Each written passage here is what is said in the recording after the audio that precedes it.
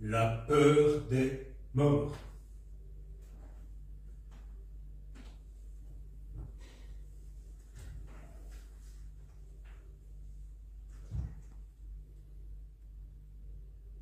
L'animal, sans doute, ne rumine pas l'idée de la mort. Il ne craint que contraint de craindre. Le péril disparut, la puissance du pressentiment funeste s'évanouit. La mort n'a plus d'aiguillon et ne joue plus aucun rôle. C'est que rien d'inutile, rien de disproportionné n'apparaît dans la conduite de l'animal. Il n'est à chaque instant que ce qu'il est. Il ne spécule pas sur des valeurs imaginaires et il ne s'inquiète pas de questions auxquelles ses moyens ne lui permettent pas de répondre. Il en résulte que le spectacle de la mort de ses semblables, qui peut, dans le moment même, l'émouvoir ou l'irriter quelquefois, ne lui cause pas de tourments illimités et ne modifie en rien son système tout positif d'existence. Il semble qu'il ne possède pas ce qu'il faut pour conserver, entretenir et approfondir cette impression. Mais chez l'homme, qui est doué de plus de mémoire, d'attention et de faculté de combinaison ou d'anticipation qu'il n'est nécessaire, l'idée de la mort, déduite d'une expérience constante et d'autre part absolument incompatible avec le sentiment de l'être et l'acte de la conscience, joue un rôle remarquable dans la vie. Cette idée excite au plus haut degré l'imagination qu'elle défie.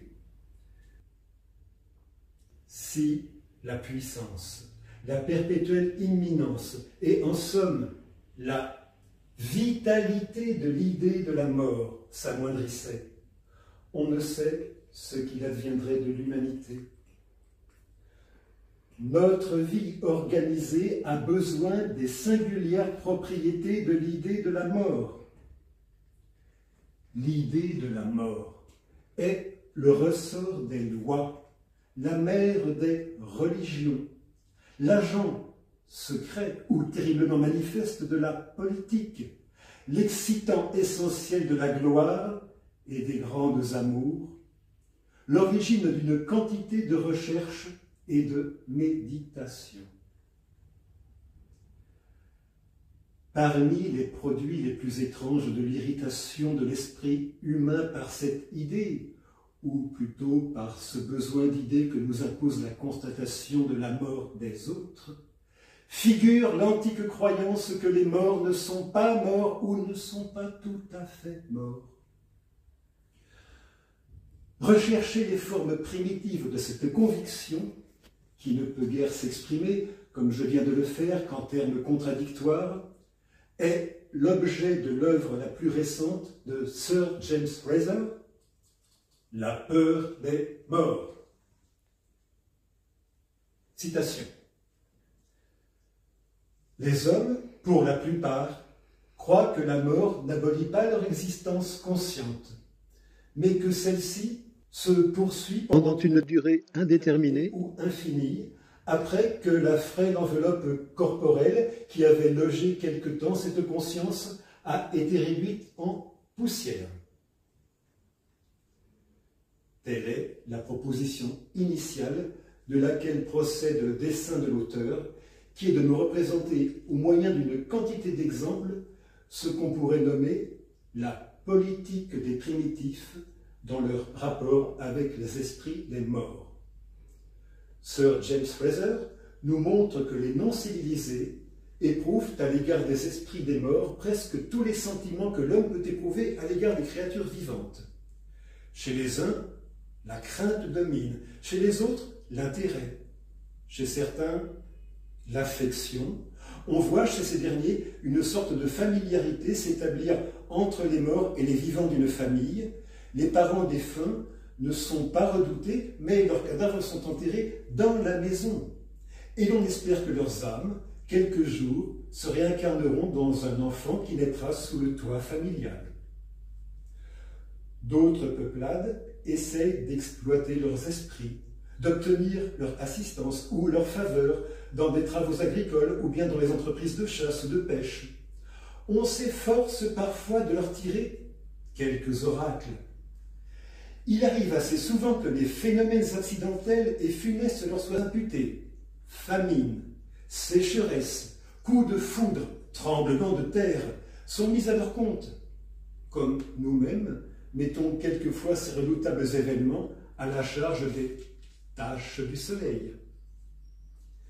Mais les maux dont on accuse le plus fréquemment les esprits sont les maladies et la mort.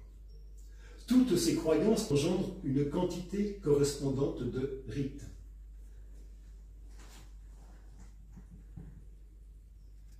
Quoique chargé et pénétré d'une prodigieuse érudition, et comme tissu de faits, ce livre est d'un grand artiste.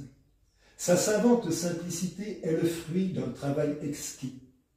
Rien de plus subtil que le passage presque insensible, analogue à une modulation, d'une croyance à une autre, à peine différente, mais qui s'observe à des milliers de milles de la première, comme si la distance et l'absence de toute communication permettaient de constater par la similitude des productions psychologiques une certaine identité de la nature humaine.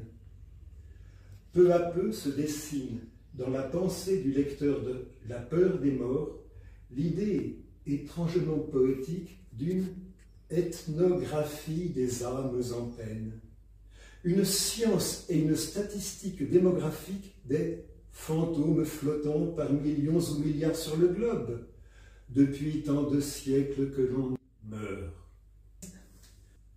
De la Mélanésie à Madagascar, du Nigeria à la Colombie, chaque peuplade redoute, évoque, nourrit, utilise ses défunts, entretient un commerce avec eux, leur donne dans la vie un rôle positif, les subit comme des parasites, les accueille comme des hôtes plus ou moins désirables, leur prête des besoins, des intentions et des pouvoirs. Il en résulte cette quantité d'attributions, d'observances et de pratiques qui s'imposent aux vivants et que l'illustre auteur enchaîne et développe dans son ouvrage selon leurs analogies et leurs contrastes, comme sur une frise intellectuelle où paraîtraient, captifs de l'art et de la connaissance, des spécimens de toutes les races humaines, saisis dans les attitudes que leur inspire le sentiment de la présence et de la puissance des disparus. Je remarque que ce qui séduit Valéry, autant que la qualité du travail d'érudition de l'érudition de James Frazer, c'est son style. En effet, qu'est-ce qu'on peut demander de plus à un ouvrage écrit, a fortiori un ouvrage philosophique, qu'une leçon technique, une leçon d'écriture? C'est par là où la littérature peut être performative. Indépendamment du sujet traité, la manière dont il est traité nous inspire